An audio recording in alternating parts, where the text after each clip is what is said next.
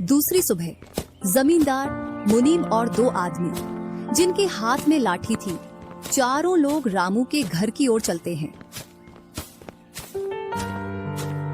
जैसे ही रामू के घर के पास पहुंचते हैं तो जमींदार और दोनों लोग थोड़ी दूर रुक जाते हैं।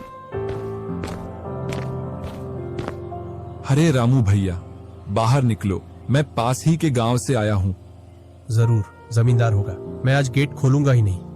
मैं तुम्हारी ससुराल से आया हूँ। तुम्हारे ससुर साहब ने तुम्हारे लिए कुछ रुपए और कुछ आभूषण भेजे हैं, क्योंकि बुढ़ापे की वजह से उनसे यहाँ तक आने की नहीं बन पा रही थी, इस वजह से उन्होंने मुझे भेजा है। इतना सुन रामू के मन में लालच आ जाता है और वे फटाक से गेट खोल देता है।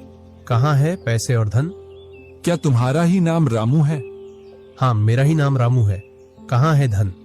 यही पास में रखा है, चलो दोनों उठा लाते हैं। वह मुनीम के साथ चल देता। थोड़ी दूर चलने के बाद मुनीम जमींदार जी को बुला लेता है। जमींदार और दोनों लोग रामू के पास आ जाते हैं। लाओ, मेरे पैसे लौटाओ, ब्याज समेत। मैंने आपसे पैसे नहीं लिए। ये ऐसे नहीं मानेगा। अब तुम दोनों के हवाले करता हूँ, तुम चाहे जैसे इससे पैसे निकालो। और दोनों आदमी रामू को लठ से मारते हैं। रामू चिल्लाता हुआ, अरे भाई रुको, अरे भाई रुको, मत मारो, अरे भाई रुको, मत मारो। इधर वह दोनों रामू में दे लठ बरसा रहे थे। तभी राजू गेट खोलकर देखता है तो रामू पर कुछ लोग लठ से वार कर रहे थे। तो वह दौड़कर उनके पास आता है और बोलता है, अरे भाई रुको। इस रामू ने आज से 5 महीने पहले मुझसे पैसे लिए थे। जब लौटाने की बारी आई तो बहाने कर रहा था। कितने पैसे हैं? 2000। रुको, मैं लाता हूँ।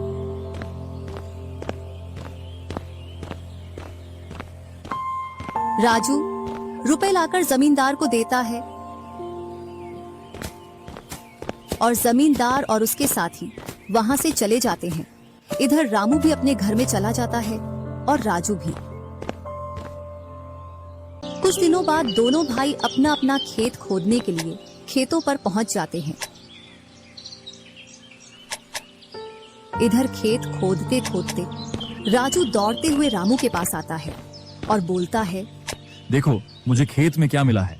राजू के हाथ में हीरा देखकर रामू के मन में लालच आ जाता है और वह मन ही मन सोचता है, इसके खेत में तो और भी हीरा हो सकते हैं। क्यों ना मैं इसको मेरा वाला खेत दे दूं और इसका खेत में रख लूं, जिससे मेरे पास भी बहुत सारे हीरे हो जाएंगे। मैं क्या बोल रहा था, क्यों ना तू मेरे वाले खेत पर फसल कर ले और मैं तेरे वाले पर। इतने दिनों से तू कम जगह पर कर रहा था। और रामू राजू वाले हिस्से को खोदने लग जाता है।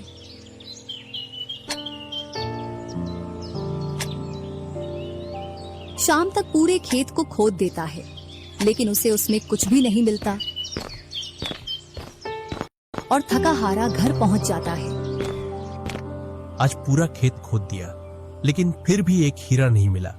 जबकि राजू ने खेत का एक कोना खोदा था, उसमें ही उसे एक हीरा मिल गया। अच्छा, आप अगर ऐसे ही मेहनत करते रहे तो एक दिन आपको भी बहुत सारे हीरे मिलेंगे। बातों ही बातों में रामू की नींद लग जाती है।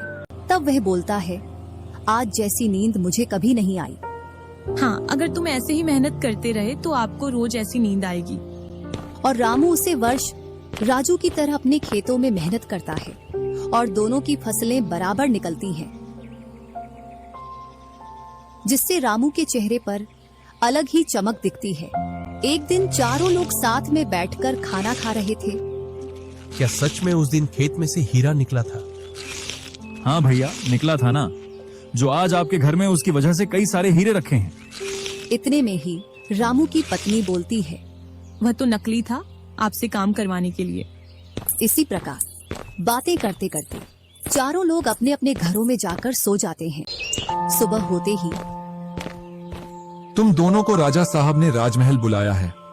वह दोनों भाई सेनापति के साथ चल देते हैं। अब पता नहीं कौन सी आपदा आ गई। कुछ नहीं, कुछ अच्छा काम होगा, तभी तो हमें बुलाया है। दोनों राजा के पास पहुंच जाते हैं।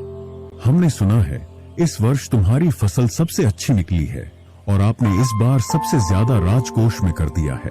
इसी का आप दोनों को इनाम दिया